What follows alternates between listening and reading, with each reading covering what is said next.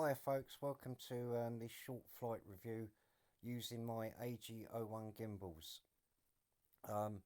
This quad that I'm flying is my Beta FPV Pavo 20 with 2-inch props by Emax. I think they're the Avan props of the Tiny Hawk race, which actually flies really good. Yeah, so I'm trying these gimbals out and trying to find out what they like for feel and everything.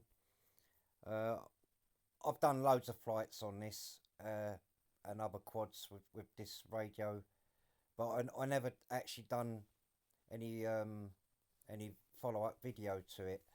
So what I'm going to be doing in this is I'm going to be doing some slow flying and going through gaps and stuff like that. As you'll see in a minute, I'll go through a goalpost gap, and I also go through some bushes as well, with a lot of scraggle in there and that, which I wouldn't be able to do on analog, so I've done it on my walksnail system. Yeah, these gimbals are really good. I've been using them for quite a while, and they're very smooth, and yeah, they're really responsive as well. Can't really see a big difference between them and the other ones, other than the smoothness. Really, they don't make you a better pilot, it's true, but they do help in especially in slow flying, in the handling and that. Once you calibrate them and everything, they pretty much go to the proper stick positions. I was going to go through there, but my goggles were I was getting an alarm on the goggles, and the picture actually did blur out quite a lot, so I bailed out of that. Anyway, yeah. So these gimbals, they're very smooth, and I'm doing this slow flight to get the most out of the handling, the response and the handling of the gimbals, because that's where you're going to notice it more.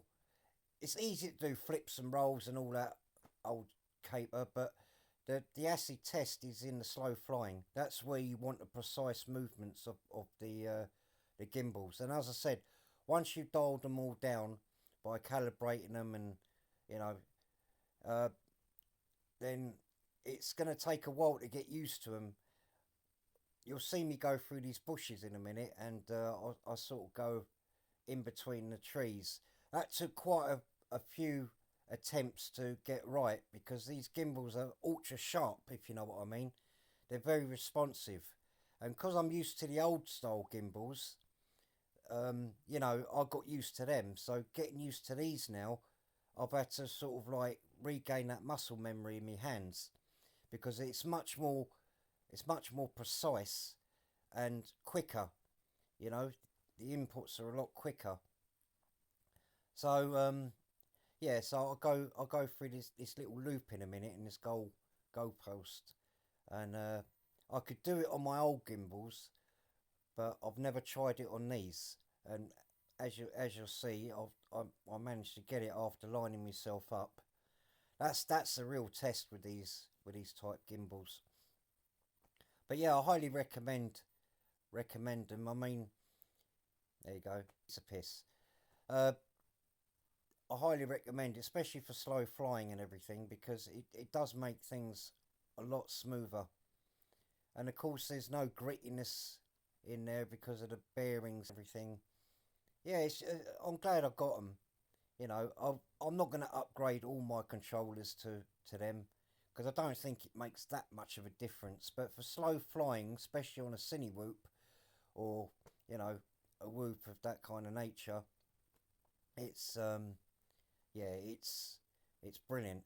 For stick bashing, for freestyle, you don't really need it, because you're just going to whack the sticks all over the place anyway. It helps, but you know, it's not night and day difference. It's the slow flying that I've found this very beneficial for, and I love the radio pocket anyway. You know, it's got everything on it you need, everything you're likely to need, and I've even done long distance on them.